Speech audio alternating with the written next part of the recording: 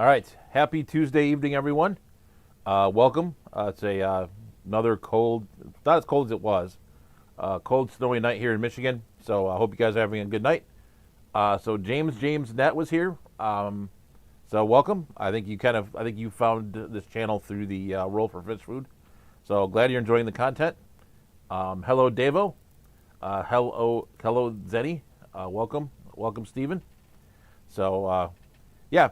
So I hope everyone is staying warm wherever you're at in the world. I hope it's starting to warm up for folks out there in other parts of the country. It's getting definitely a lot better here.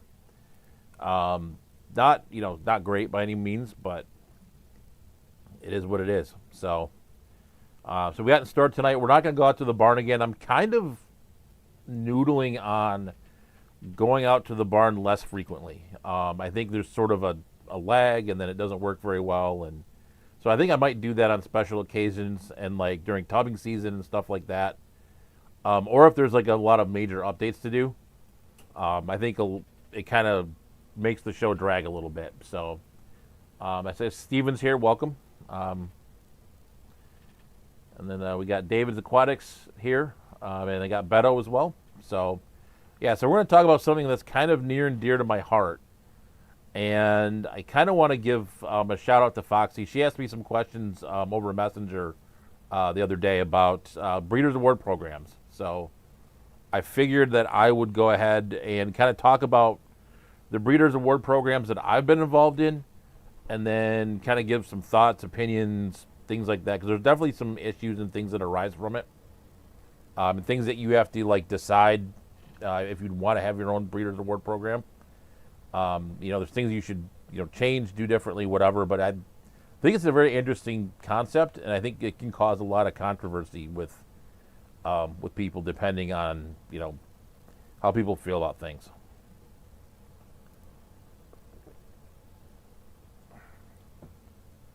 So I do want to talk a little bit about my experience, kind of in Breeders' Award programs. My first kind of experience with it was actually when I was on the saltwater side. Years and years ago, I was involved in something called the Marine Breeding Initiative. If you go back into the abyss of my channel, there's some videos from like the last MBI conference and things like that. But that program was basically an online Breeders' Award program to help people learn how to breed saltwater fish. It started with things like clownfish, Banggai cardinals, gobies, things like that, and then it got more advanced towards the end. We had the guy that bred yellow tangs and hippo tangs and things like that come to speak to us, because there was a conference associated with it as well, and it was all academic. It wasn't like a Keystone Clash where there was like a swap attached to it or anything like that. It was purely you go there, you sit with your speakers, and you learn about breeding particular types of fish or rotifers or live foods or phytoplanktons or whatever the topics were going to be for that year. So it was a really fun conference and very intriguing, which was a really cool part of it.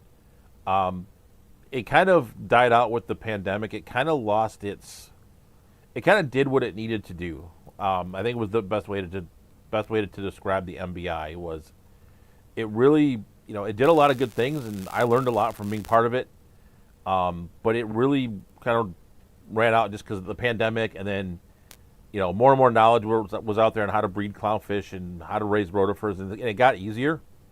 It wasn't as difficult anymore as it was in the beginning. There's still a difficulty of doing like pelagic spawners, which are the really tougher fish to breed. If you were doing like a normal freshwater fish club Breeders' Award program, that'd be like a class like Z fish, because there's people breeding them in like aquariums or like public aquariums and things like that in zoos. But the experience with that was interesting because it was an online Breeders' Award program. And basically kind of how it worked is you had to fill out a document, which today would be done on a Google Sheet. But at the time it was just someone actually programmed it. That was one of the things too that helped kind of end it, is that the programmer kind of left and moved on to other things. So it kind of became like defunct after that too. But anyway, so it was basically, so you basically filled out a form, kind of like a Breeders' Award BAP form that you'd fill out at your local fish club, It was pretty in depth though, because you did have to give like salinity and water parameters and things like that. Because the goal was to kind of teach people how to breed these fish. So you really wanted to give as much information as possible, and the form demanded that. And then it was judged by 3 people or so that would, or there was you had to get 3 votes. There was a committee of about 5 of us or so that would kind of look at the vid, because you had to present video evidence as well along with your form of the fish, of the various processes, I believe too. I'm trying to remember. It's been 5-6 years now since I've been involved in it. So I believe you had to take pictures of the different life cycles of your fish. So you had to kind of like provide some evidence that you actually did this. And then, yeah, we would judge and make a determination. I mean, most of the time we would give it to them as long as there was decent, reasonable evidence. And then they would get points, just like your typical club's Breeders' Award program. They based it off of one in Florida. When we started designing it, we took one from the state of Florida and used that. But yeah, that was a very interesting experience. It was good to get into the administration side of a program like that. Currently, I'm a member of the Motor City Aquarium Society. I kind of moved on from saltwater, as you guys very well know, and it's a little bit different because it's in person. So you and I've had some up and down experiences with it. Basically, a couple of things with that. I've bred, I think, let me look at my list. I just had it up. Give me 1 second. How many current species that I've bred? I think it's something like, it's around 50. Hold on. Give me 1 second, sorry. It's 58 species right now I've BAP'd. So, and I've got a few more in the hopper now. So, but yeah, there's been some up and downs. I think our list, the club was established in the 1960s, and the list was sort of reflective of that. So we have some things in our BAP program that don't necessarily make sense in today's hobby. There's some fish that are rated too high, in my opinion. We had a board meeting, discussed it. People voiced their opinions, and I think the way that the club is right now, they want to keep it the same just because that's the way it's been and that's the way it's going to be, I guess. So it is what it is. It's not a big deal. Like I said, we had our discussion. Maybe someday it'll change, but right now that's the way it is. But I think there's a lot of things that come from a BAP program, and kind of based on some of the questions I answered last night, I think we should kind of talk about. I think there's a lot of very interesting points, things that people can decide and have some pretty strong opinions on it. So go ahead in the chat if you have any strong opinions on any of this. Definitely go ahead and chime in, or if you're watching this later on, chime in the comment section. I think kind of the things when you're kind of setting up like a BAP program, you need like the species list. I just mentioned that about my local club. You need to establish a species list. I think it should be, there's different ways to do it. You can do it by family. You can do it by species. There's a lot of different ways to do it. There's a thing out there called like the Eschmeyer's. I think that the AOA uses this. It's the Eschmeyer's category of catalog of fishes or something like that. I have it bookmarked in my Google somewhere. But yeah, so that's what they use. You can take that. You can take whatever historical document you have and come up with a list. Most places that I've seen, like I've done some research on this, is you have like an A, B, and C and D class. Generally your easier fish are A's, B's are a little bit harder, C's are harder than that, and D's are, kind of like God level basically. And then you get, you can get awards and master breeder awards and things like that based on, however the club determines it. I generally, my opinion, I always think of like the egg layers being harder, and then like, you have to really like make an effort to, breed something that's a class D. Like for example, like our club has plecos as class D. Like I can breed a bristlenose, and that fish is a class D fish, which is not really accurate. But it is what it. That's the rules, right? I tried to change them. It is what it is. But, but But for example, a lot of a fish, like a clownfish, would be a Class D fish. You have to raise rotifers in order to breed clownfish. Um, you know, they're not going to just take, and raising rotifers is a little bit more labor intensive than, say, doing baby brine shrimp. You have to turn your culture over every couple days. You have to buy algae paste to keep the rotifers alive. Um, and yeah, it's a very time consuming thing. And then if you get further along in that, saltwater fish breeding, for example, you have to raise copepods. And those require live phytoplankton, which you get a plastic bottle. You say, like, this Coke bottle sitting here, you have to obviously clean it out, or a bigger one, like a 2 liter. And you have to put a light on it. You have to put the phytoplankton algae. You have to put the starter in it. And then you've got to harvest that again every few days and then feed it to the copepods. So it's it can be a very labor intensive process depending on what fish you choose. Most freshwater fish that I've seen have not been that labor intensive. But that's just an example. It's like what I think kind of would be a Class D-ish type fish. So you have to make that determination wherever you're at with it.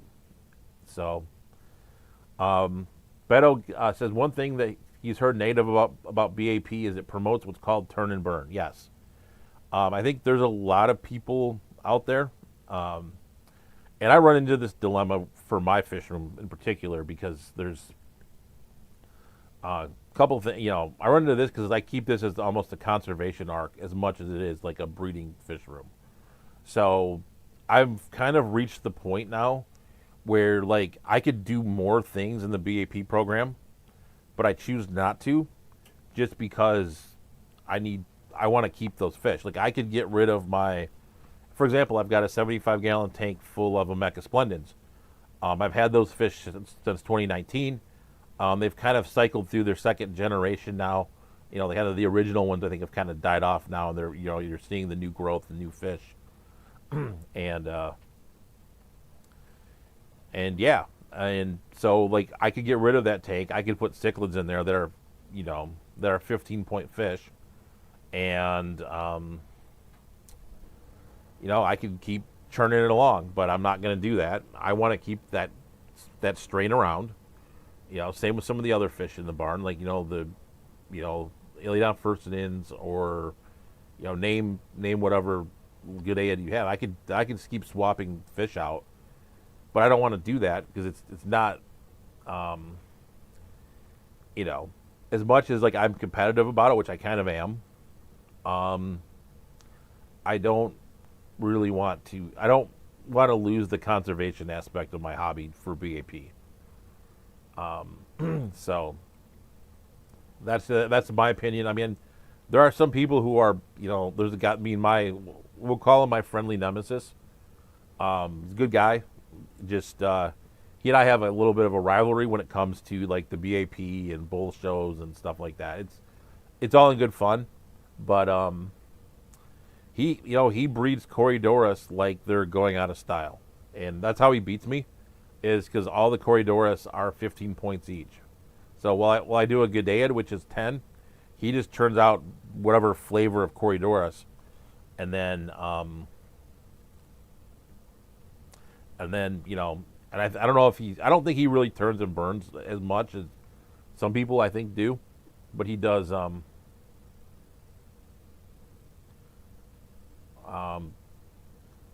Yeah, and then but still, it's kind of fun. So Ed says one of the biggest issues with BAP programs is that very few of them embrace proper classifications of critically endangered fish. Yeah, it comes down to how you classify the fish. I think Goodeads I know Goodeads for us are 10s instead of 5s, they're Class B. I think due to the fact that they're endangered.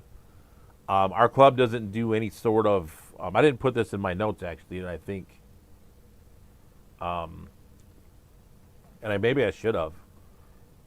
I lost my train of thought. So, but having a focus species. I know I was listening to Scotty's stream a few streams ago, I think now, where he was talking about how the club one of the clubs he's involved in has a focus fish or focus species where we don't really have that per se.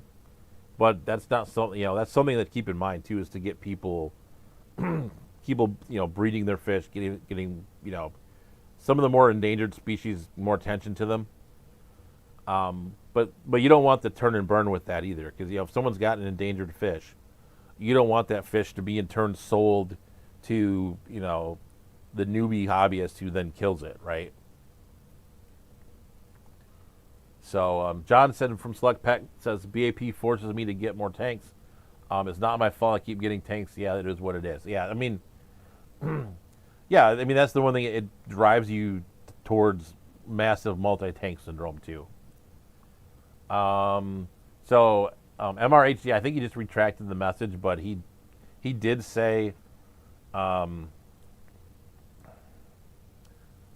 was asking, said I should keep all the Gudaids. I don't. If I kept nothing else, I probably could pull it off. Like, I'd have to get rid of things like the sips that are behind me here. And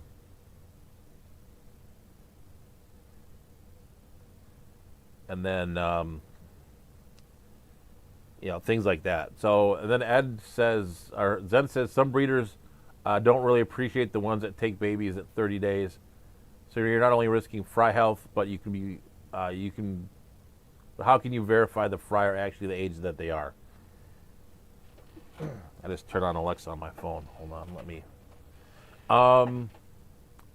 Yeah, I mean that's one of the things I was going to get to in this, and then it was very, one of the things is a lot of these are kind of honor based, right? Where, people can cheat.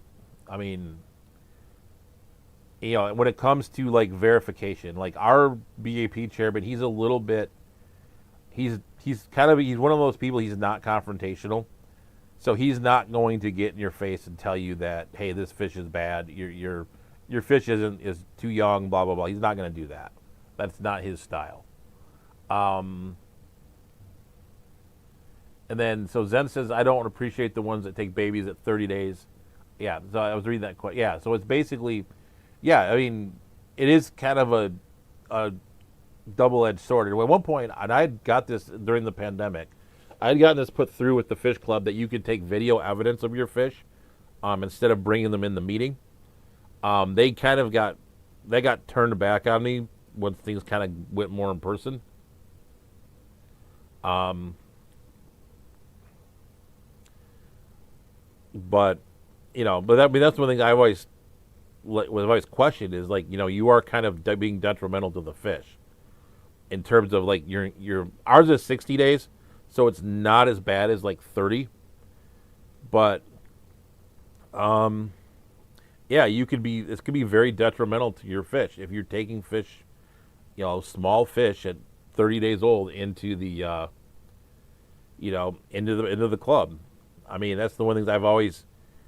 There's certain elements of the fish hobby that I kind of, like, even though I participate in them, there's a side of me that doesn't like them.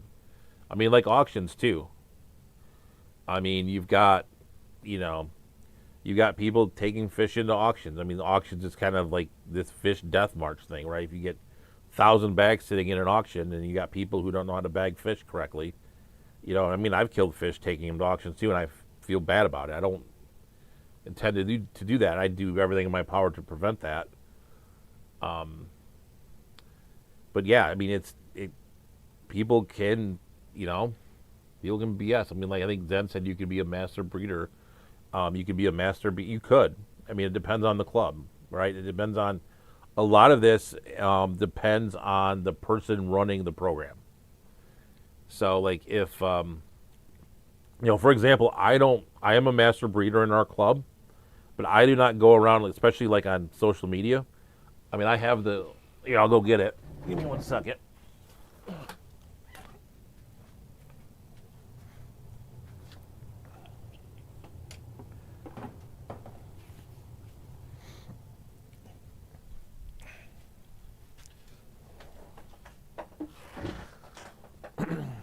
Yeah, and then I have the master breeder here. I have it, from Motor City Aquariums, and I have the award.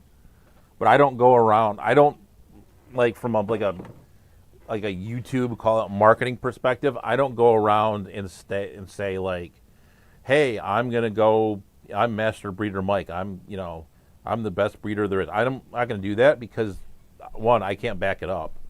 Because our club, like I said in the beginning, our club's species ranking is a little bit off, in terms of like the harder fish that are considered class C and D. They're not C and D fish. So like I got my Master Breeders Award from breeding like Lake Victorian cichlids. No, like from breeding like Victorian cichlids was one of them. Bristlenose plecos was another one, and Tanganyikans, which are not, in my opinion, class C and D fish. But I got the award. But I don't go, I don't go and like publicize that on YouTube, right? I mean, I will about live bears because I've bred those fish. Like I've bred something like 42 species of live bears. Like I can say that and don't, and not have like imposter syndrome and be like, oh yeah, I mean, I'm like I'm not. I'm just not. I mean, like I still to this day, and I've not found anything to dispute that. My biggest breeding accomplishment was breeding clownfish. That I did back a decade ago. I still think that's my biggest achievement in terms of fish breeding. One of the things I wanted to do way back in the day when I was doing the marine breeding initiative stuff was to get a species first. Like one of the things that we were rewarded in that saltwater breeding program was being the first person ever to breed a species.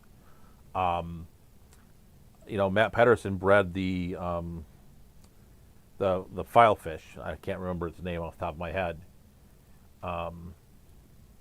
But yeah, he was the first person to breed the filefish. And, I would love to have done something like that. That was one of the things that I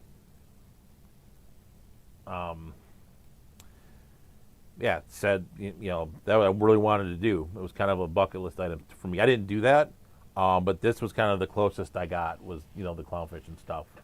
So let me go ahead and catch up here to see.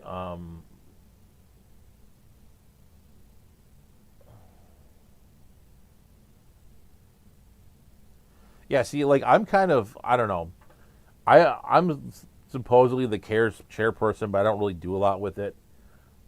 Because I focus on live bears, I really focus, and I need to go back to Ed's channel and watch his stream with the guy from CARES, because I'm very much like in the ALA part of it, and I kind of find like the CARES rules kind of complicated, and maybe this is a subject for another stream, but I feel there's a lot of people out there doing conservation things with fish, and they're all spread out all over the place.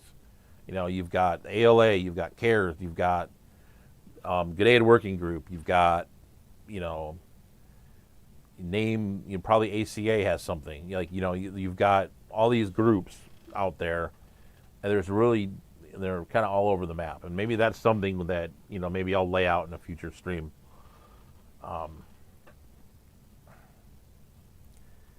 And then Ed had said something too back further about people not enforcing ESUs with G'dayids. Yeah, that's a big one too. And I know our person wouldn't enforce it. I always put the location. Some of my fish I need to go back and look up the ESUs because I know they've changed some of the nomenclature. So, and then Stephen brings up fish shows too, which is another big one. Yeah, fish shows is one too that it gets kind of bad. The only fish I've been good with fish shows now. I've kind of figured out the game with fish shows, but I did definitely lose some fish doing that. And that's a tough one too. At least for me, I've kind of found a method that works where all my fish end up back in the barn safely. The only time I lost fish, like taking them to the Keystone Clash, was when I did something kind of stupid and I put the swordtails in with the pleco, and then like it was that was stupid. I kind of didn't put the things back in the right order, and so it was just, I don't know. It was a really dumb move on my part, but I generally just do it. I have my way of doing it. I use hard containers. I put them in a cooler, and it just works out really well.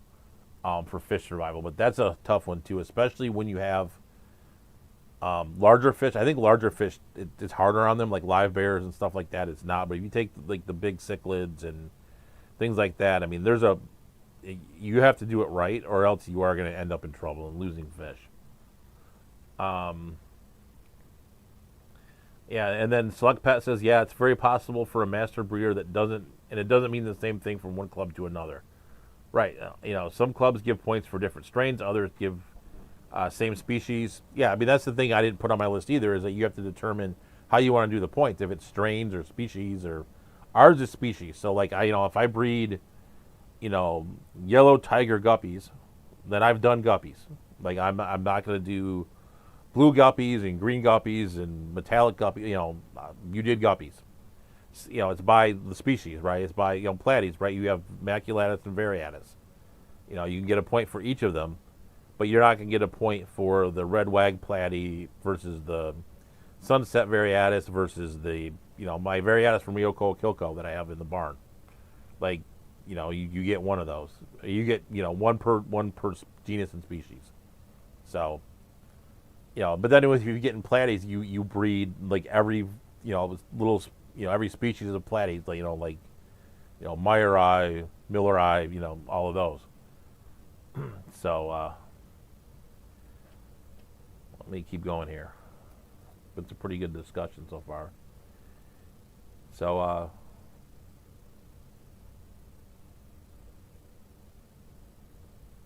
no, and then John makes a good point. I mean, yeah, you don't want to be. There's a way to, and maybe I characterized it wrong as confrontational.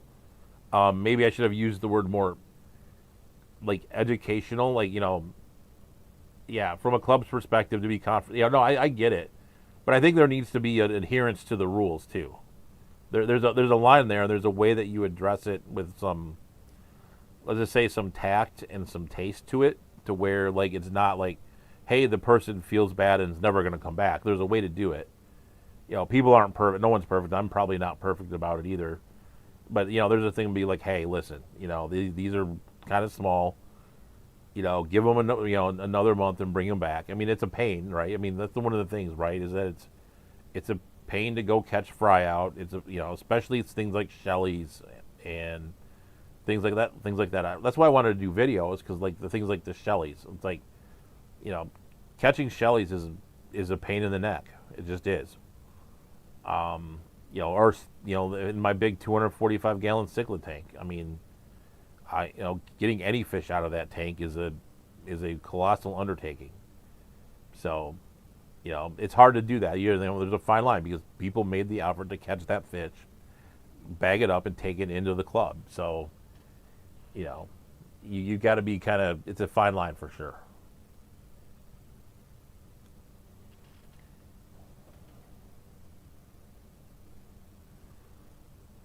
Yeah, I mean, there's a lot of people that don't want, like, New Local Austin says, there's people who don't want to risk their fish by entering them in the show. Yeah, there's a learning curve to that, for sure.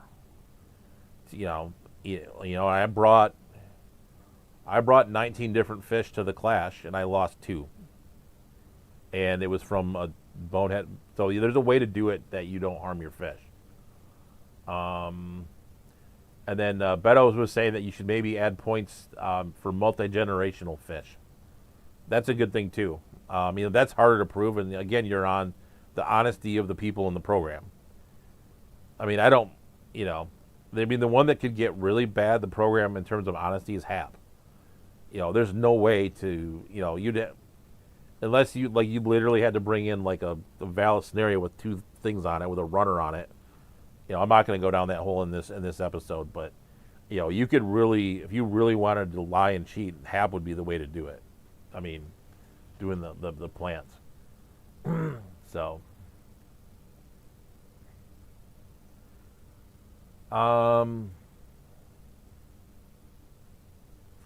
yeah. So Select Pet says, yeah, mostly go by species. Yeah, so it's a species. Yeah, most of them do. So, I'll give another one here too. Let me look at my notes real quick. I guess one of the big ones, and I have mixed opinions on this myself, is whether you should sell the fish at the club meeting or not after you bring them in for BAP points. Our club does not make you sell them, and I am generally a fan of that in general. I think doing, I think, because here's the thing for me, is I bring fish in for BAP points out of poverty, not excess. So for example, this month I am going to be bringing in my green Gadaeans, my Xenophorus captivus. I have about 10 of them, and I have like one adult fish left because the ones I bought I think were older and they just kind of passed on after they gave birth. So, and they were adjusting to my water, et cetera, et cetera. So there would be, a cold chance in whatever that I'm going to sell those. Like, I don't want to sell those. I want to get my colony going. I'll be happy to contribute them, let people look at them for BAP points, et cetera, et cetera. But I'm not going to, I don't want to, like, put my colony at risk for the BAP.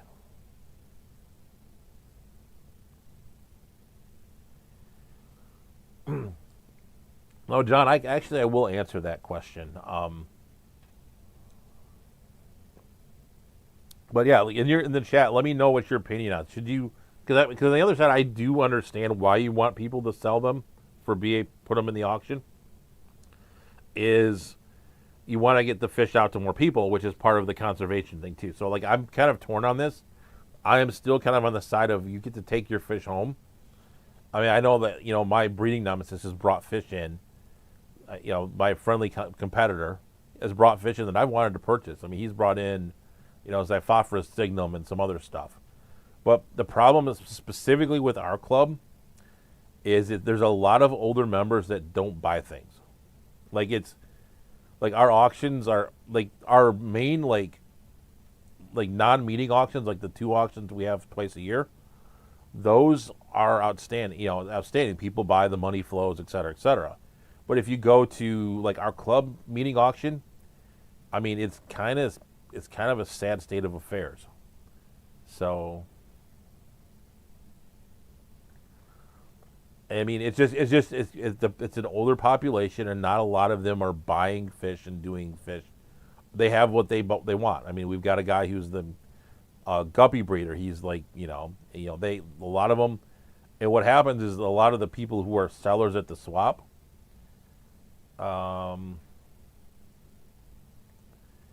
will buy the plants cheap, and then they'll flip them at the swaps. Like, I won't bring plants there anymore, unless I really just need to get rid of stuff, because like I don't want the swap crowd to buy them and then sell them at the swap. Like I kind of got wise to that.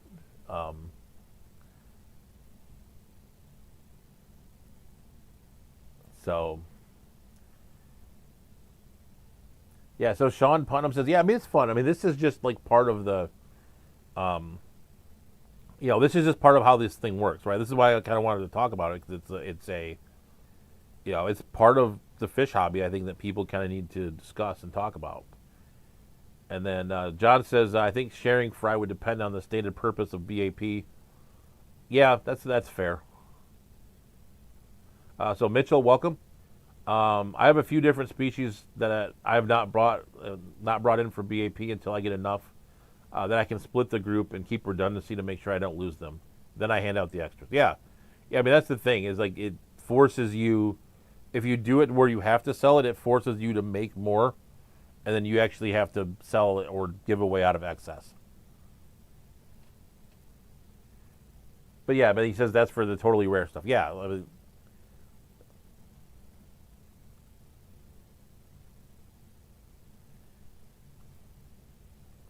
other than selling them, is there ever a discussion on how fish was bred? For example, once a month, do a few people give a 5-minute talk and presentation on the fish they breed? They can. One of the things I've not mentioned so far in here is like if you do like a class C or D fish, which are the harder ones, you can either give a talk.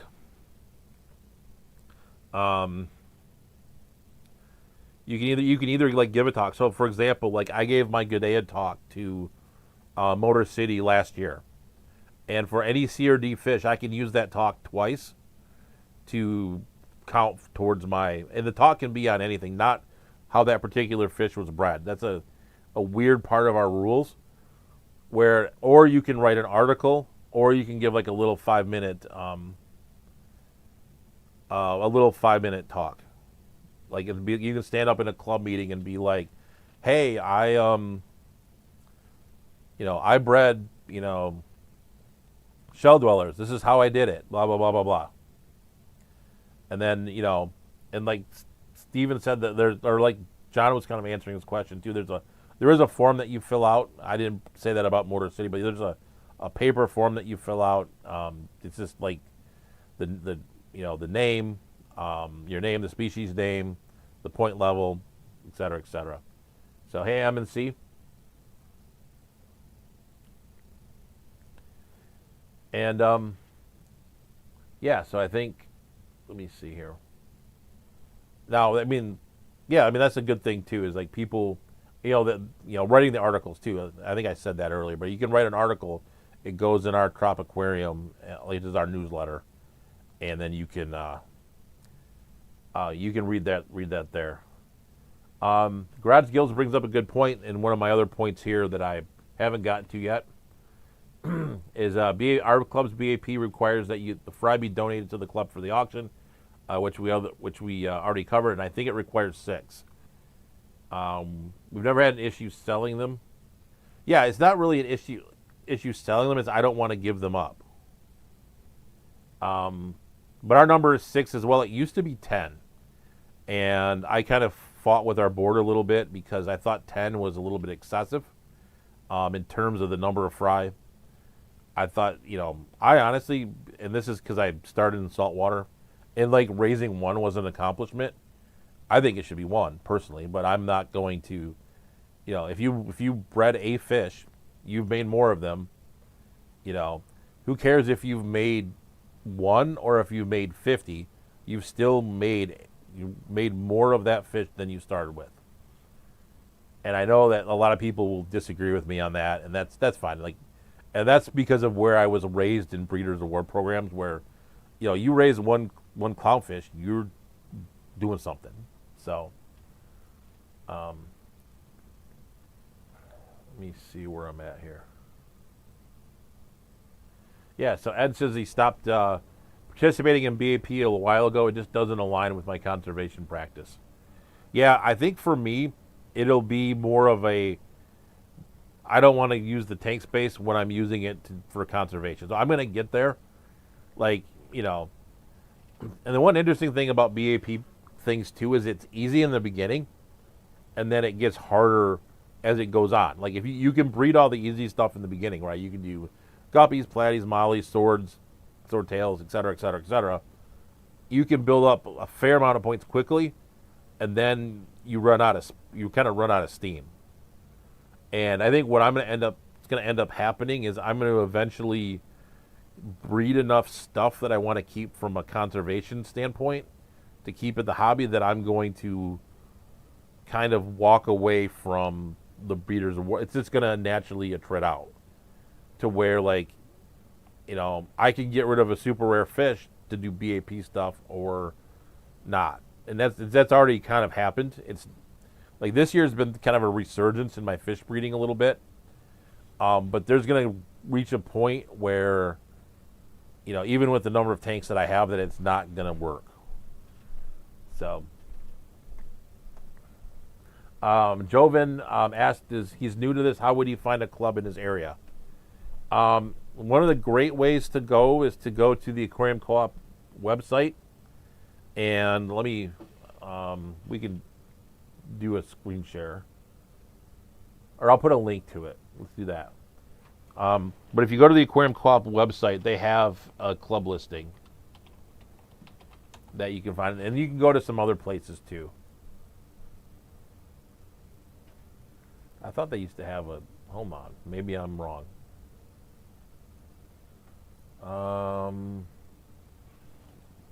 Local Fish Club. They used to have. They not have it anymore? Here we go. I found it. You got to dig for it, though. All right, give me just a second while that's loading up. But I'll put that in the that, or you can just go to like Google. It's it's going to the or you can go on the forum. I see what they put it on the forum. So if you go to the forum, um, if you go to the forum, you can find it in the Aquarium Co-op forum.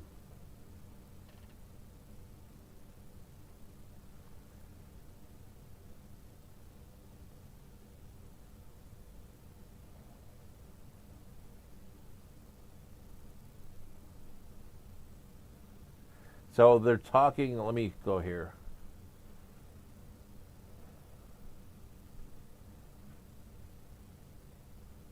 Yeah, so that's what the MBI was. I'm looking at Steven's comment about information sharing. That's what the MBI was about. Was the information sharing? It was done in a forum, um, but that's kind of the way that you can do that. Is do it through a it's a forum. You can probably do it now with a Google Sheet. Um, yeah, moving people to an online database in our club would be an absolute nightmare. That wouldn't fly. I've fought that. Beto says, you might have mentioned this before, but is there a fish that you're looking forward to breed? I'm looking forward to breeding a lot of things. There's not like one target right now. One of the things I do want to improve, and I'm doing a lot better at it, is to improve the numbers. So improve, like, like I've always bred for like the BAP program, or when I was in saltwater doing the saltwater program. So I need to learn how to make volumes of things, and I'm working a lot on things like pulling females out, and instead of, for like a lot of the live bears, instead of colony breeding. So it's a lot of that kind of work. My hobby's definitely changed in the last couple years or so. Um,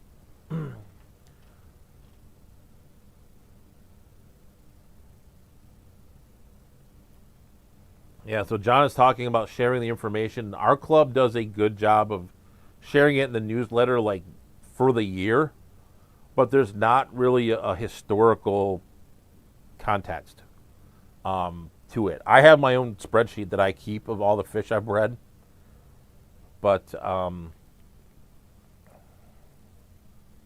yeah, I've really our club doesn't do a good job of the historical records, and I think at some point they actually got lost as well,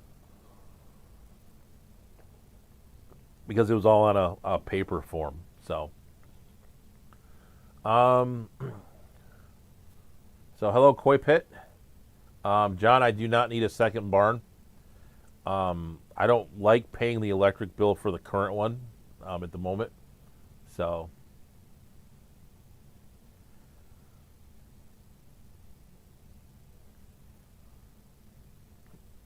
um, oh, okay. So Zen was looking it up too. Mine threw me to the forum. So, um, and then they're talking about, yeah, John, I fought that battle too with the newsletters. I would go,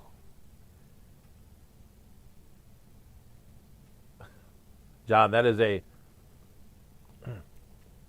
100%. I have fought that battle.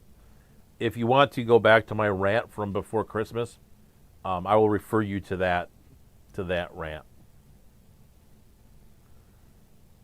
Yeah, there's the fish, and Steven is 100% right.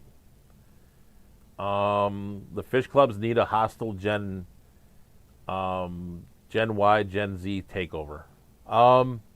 You can include I'm Gen X, so I'll take. I mean, not offense. I'm not gonna never take offense, but like it does need new blood into it. I mean, if you go look at all the fish clubs and you see all the the people involved in, there are a lot of older folks involved. Not There's not that I have anything against them. Don't get me wrong, but yeah, there needs to be some new life and blood injected into the fish club world. So, um, yeah, no, and like I've done that rant. There you go. Yes, yeah. So I turned 50 on Saturday, so that I am younger Gen X. So yeah. So um so yeah, so I think that's kind of it with the fish, the BAP stuff. That took a lot of time. So I cannot talk now. Really quickly though, I will talk about kind of the winter update, which was kind of be my original rant about this today. Um, was this winter has been terrible. Like this has been the worst winter that I've had since I've had the barn. The auto water change system finally unfroze today, so we're back doing auto water changes again, which is I'm very thankful for. It finally warmed up enough to do that. And this summer I'm gonna have to go kind of through the system and see where I think it's getting frozen at. I need to kind of redo. I think I probably need to redo the outlets and inlets where it comes into the barn and out of the house. I'll have to do that at some point. So that's good. The squirrel situation is interesting. Um, I've only seen one so far. I've been kind of waging a small little war with the squirrels in the barn. I've only seen one since the day I've seen two. So I have put in like a sonar thing that has lights goes off on them and stuff like that. And now I put in two. They came yesterday. I bought a live trap, but I'm too much of a chicken bleep to use it. Um, but yeah, so I have the live trap. I put peanut butter in it and I set it up for a couple days, and they were not down for the trap. So I'm hoping when the weather warms up, it's supposed to warm up a little bit towards the end of this week, and then next week too. I'm hoping with the warmer weather they'll leave, and then I can start hunting around where because there was a hole where I know they went into before. I covered it this summer, and I uncovered it just so that they have a way to leave, and so I'm putting a lot of pressure on them right now to leave. I put in these mint balls, and the barn smells really nice right now. It smells like your toothpaste almost in there. I put a bunch of them in there, and the movement today was quieter. There, I could still hear them, but it was not as aggressive today. So I'm hoping that the sonar and all that stuff or the high frequency or whatever is kind of pushing them out. And then once they do that, we're gonna have, I don't want to go have like a violent confrontation. That's not my style. Dog and cat food works too. Okay. Like I said, I don't know if I want to deal with the aftermath of releasing this thing out of the cage after I catch it. Like that might be, the ultimate, crap show. Like I don't really want to get bit or anything either. So with that, yeah, I think, winter. Hopefully it gets better.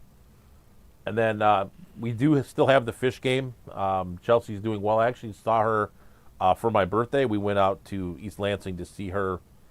She wanted to talk about some housing stuff for next year, and I wanted to, so we went out there for my birthday. We got some 7 Brew coffee. We went to a nice restaurant.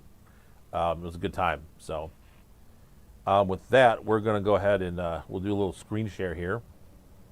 And we'll play the fish game because I know I'm running kind of late. So let's pull it up there. All right. So we're going to play the game.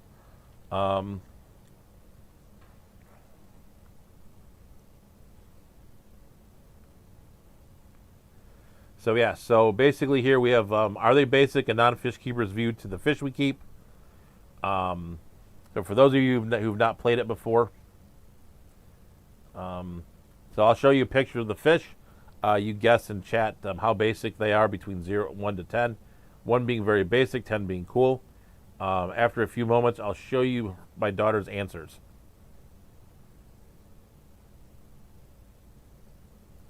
So, yeah, we have cats too. I saw John's. We have feral cats running around here now too. There's a fairly large number of them actually.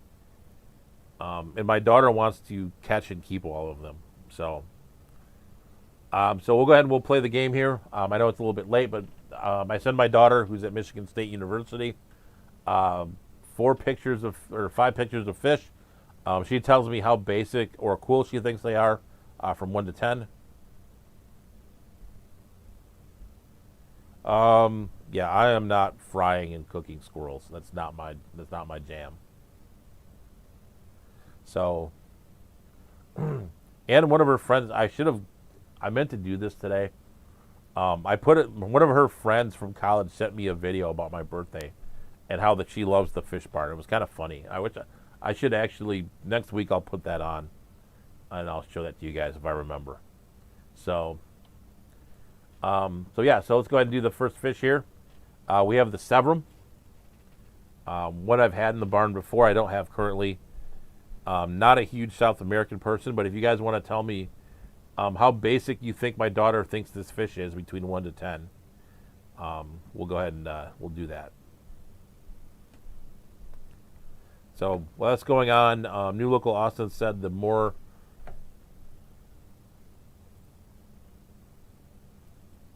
Yeah, so yeah, I'm really, really not wanting to do the lethal solution, but... So we've got Steven with 7. Zen Ginger's got 6 for the Severum. Beto has 8. Select Pet's got 3. Davo's got 8. Garage Gills has got 7. Don and Sharon Freilich have 5. Mike Reardon 6. MRHD 1975 is 7. David's Aquatics has 3. Smiley's got 4. Jovan M's got 7. We got Mountain Greenery with 2 and Sean Putnam with 6. So we'll give you guys a couple seconds here to get in any last guesses. So Mitchell's got 7 as well. So Audra's got 8. So while that's going on, I forgot I need to do this. We'll give some memberships. So while we're doing that, we'll go ahead and we'll give some memberships to the channel. My Good Day and Fish Talk is out there. So if you guys want to see that, go ahead and check that out on the members side of things. So those members went to Uncle Smiley, Matt M. 95, Corey Cat Love, Scott Williams 1999, Chindongo 8185 were the 5 that got memberships. So go ahead and do that, and then we'll go back and see. Sorry to derail everyone. So Audra was the last guest with 8. We'll give it another couple seconds here, and then we'll flip the switch here. So, all right, going once, twice, sold.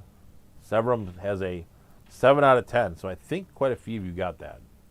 I know a lot of you. So Mitchell got it, Jovan got it, and MRHD, Garage Gills, and Steven.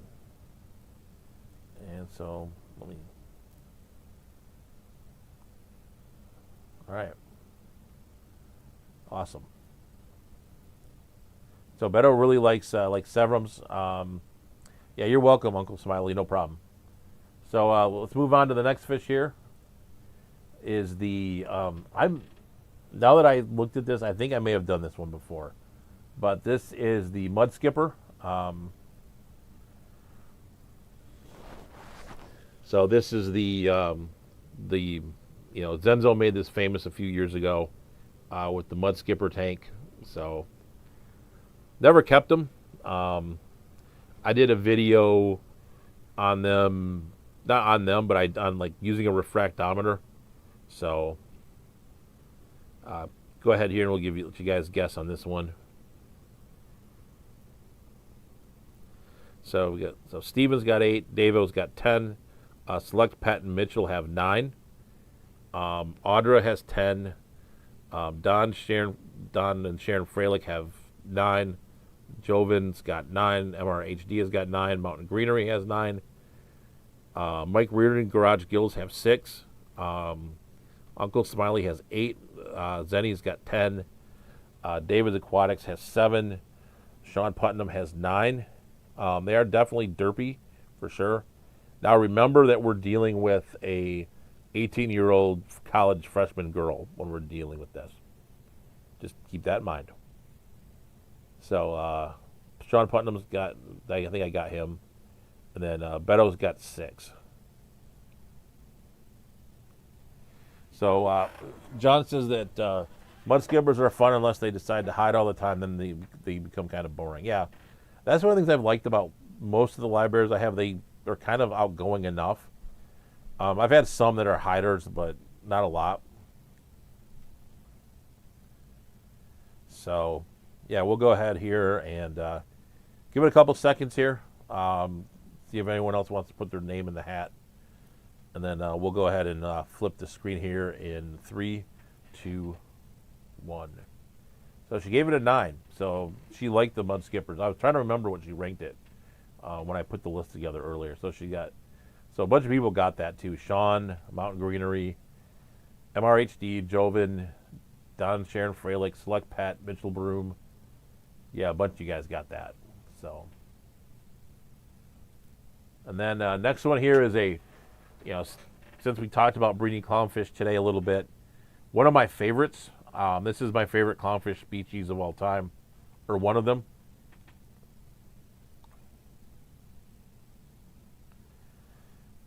Yeah, I can understand that, Stephen. That's kind of a fish that'd be fun to have for a while, and then I think I'd get sick of it. So this is the Amphiprion tricinctus, one of my favorite. It's called the three-banded clownfish. It's a very very big fish. It's kind of nasty in terms of clownfish, but it's a big fish. It gets pretty big too. It's a lot of fun to keep. It's a hard one to find, but one of my favorites. This is an ancient picture. This is probably a 10-year-old like potato phone picture. So, but plus you got the blue reef light and stuff like that with it too. But go look that up online, and it's I'll put it in chat so that you guys know what it is.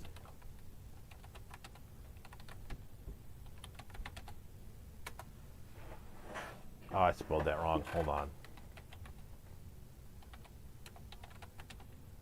Sorry. All right, there we go. Try that again. Yeah, a really cool fish. Like I said, it's a little nasty. I believe, if I'm trying to remember, it's been too long. I think it's a Clarkey complex one.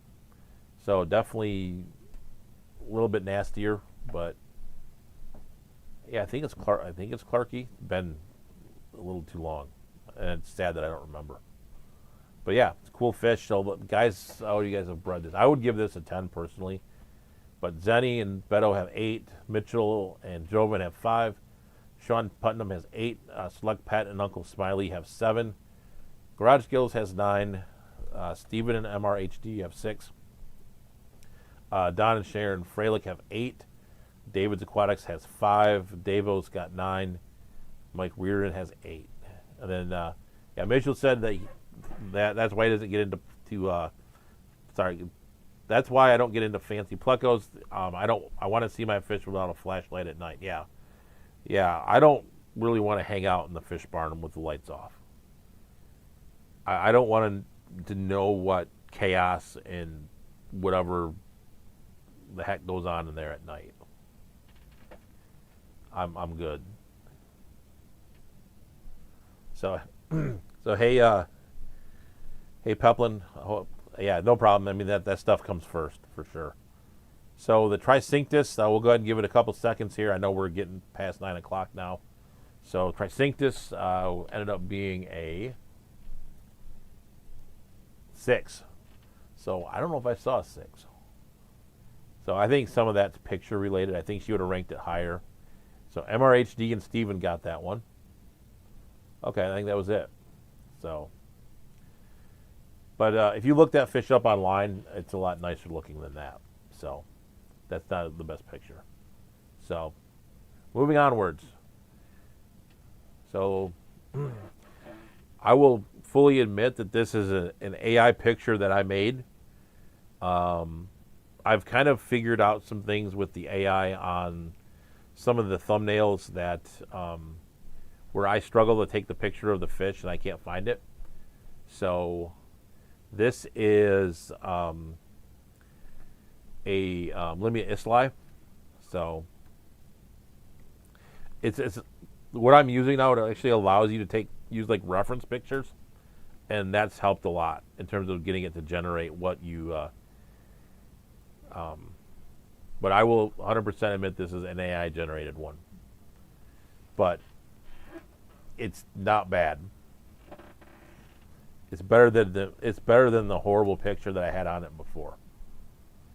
So we've got Zen's got 5, David's Aquatics has 2, Steven's got 4, Mike Reardon has 5, Davo has 4, Jovin's got 3, along with Don and Sharon Freilich. Garage Gills and Uncle Smiley and Sean Putnam have 5. MRHD has 3. Mitchell Broom has 4. So I really like this fish. This is one of my. I think this is a fish that actually should be out in the hobby more. You know, instead of getting a tiger barb, why would you instead get this?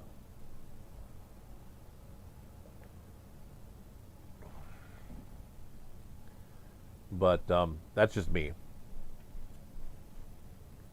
So we'll give that a couple seconds here. Like I said, we're running on a little late, so we're gonna hold on. Let me skip it. All right. Well, shoot, I was late. So if you guys saw an ad, I apologize. I meant to skip that one. I mean, we're almost done. So, yeah. So we'll go ahead here and give it a second.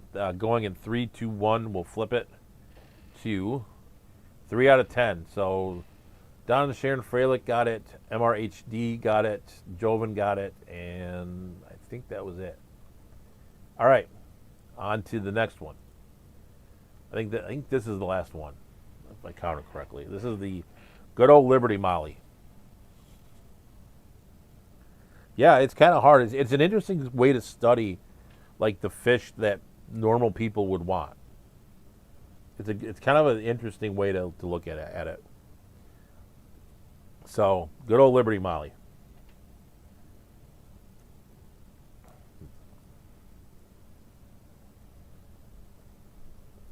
We got 4 for Steven. Zen's got 7.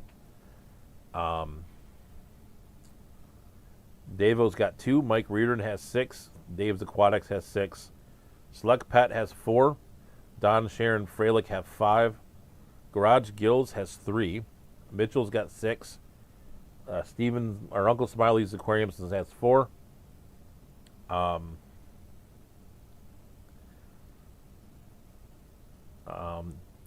New Local Austin has 6, but a 10 for me. No, I think once you get in, like, down to you're watching fish YouTube content and going on live streams, I think the game changes. Like if you go to someone who's wanting to keep fish, they're probably not going to go towards the Liberty Molly. So, you know, so you've got Sean Putnam, MRHD. Sean Putnam's got 4. MRHD has 5.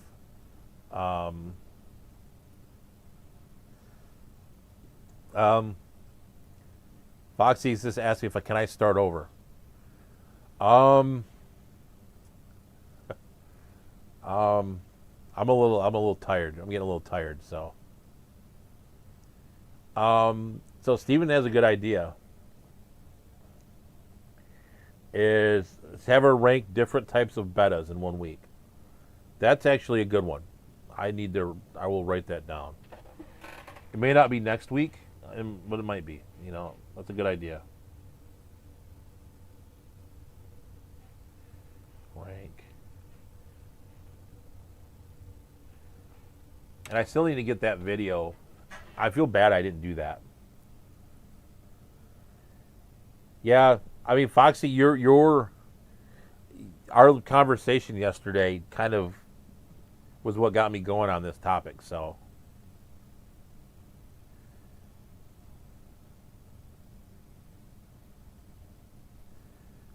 I actually like Gen Z. I'm a huge fan of Gen Z because they don't they they hold each other accountable for their crap, and they're not shy about it. And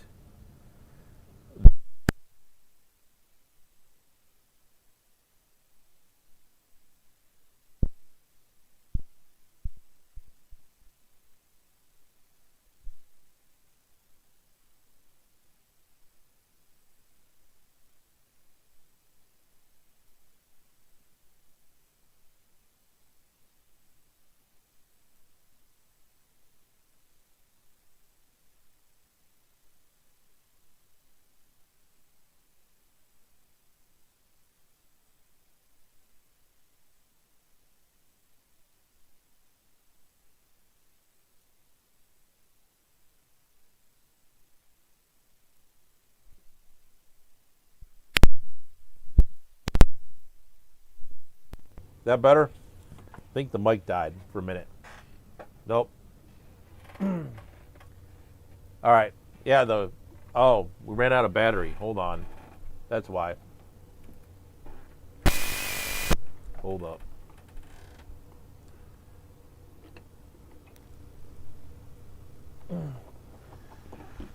Do you have sound now? Yeah. All right. Yeah. The mic ran out of battery. So I don't know where I left off with that. So I apologize. I guess we'll just lose that forever. But I will have her rank betas. I think that's a good idea. Long story short. So with that, I think the Liberty Molly, she gave that a 4.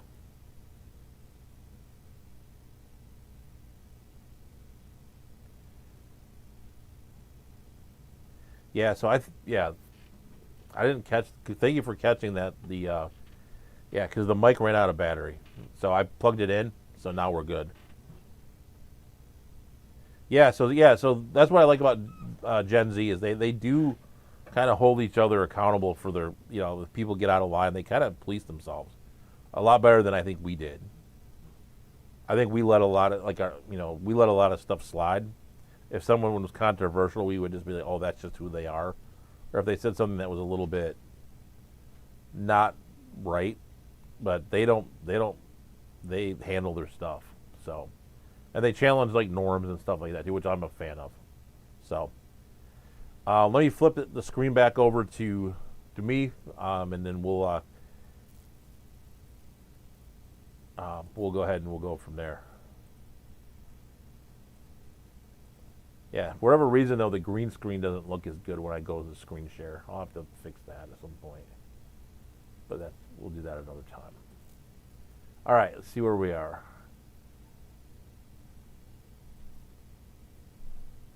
Um, I get on Foxy. I get on a lot of TikTok generational stuff for some reason. So like I have that like memorized now. Like I think my daughter, my youngest might be Gen Alpha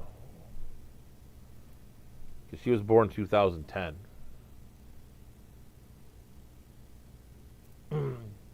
Yeah, and then like Gen X is like the lost generation because we were just I don't know.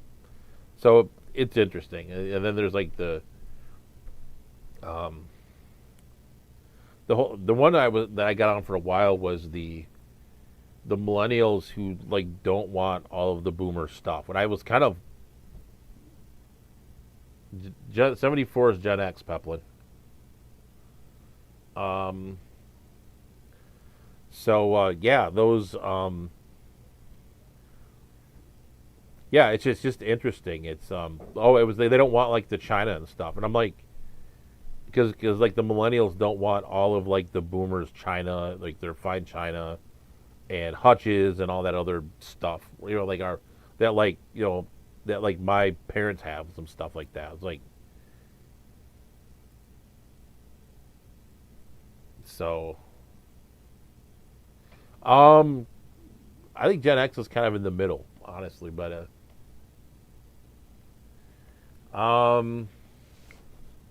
yeah, it's kind of funny, but like I was thinking about it, I'm like, I don't want that crap. Like I don't need. We have China. We got China for our wedding, and I'm kind of like, why did we get that? Like we don't use it. It sits in the cabinet, and so so yeah, so it's kind of interesting. I've been on that little track, but anyways, I think this will be a good time to call it. It's 9:12, so we're way over our kind of hour time slot, which is fine. So, but I've been kind of enjoying just kind of talking on the stream instead of making you guys wait to go out to the barn. So, Benjamin said that Gen X is the last generation of feral kids. I'll say this though, I'll be our kids were feral for a while. There was a good point in the it depends on where you live, I think. Where like there was a good point from up until about sixth-ish, seventh grade-ish or so that they played outside a lot. So they still did that sort of like what we did in the neighborhood kind of thing until about sixth, seventh graders, kind of when they started getting the phones, which was fine. I was okay with that. I think they got phones in fifth or sixth grade, I think. But yeah, I was okay with that. Like that kind of worked. I think that kind of worked. So, so anyways, I think we'll call it here. Have a great week, everyone. Stay warm.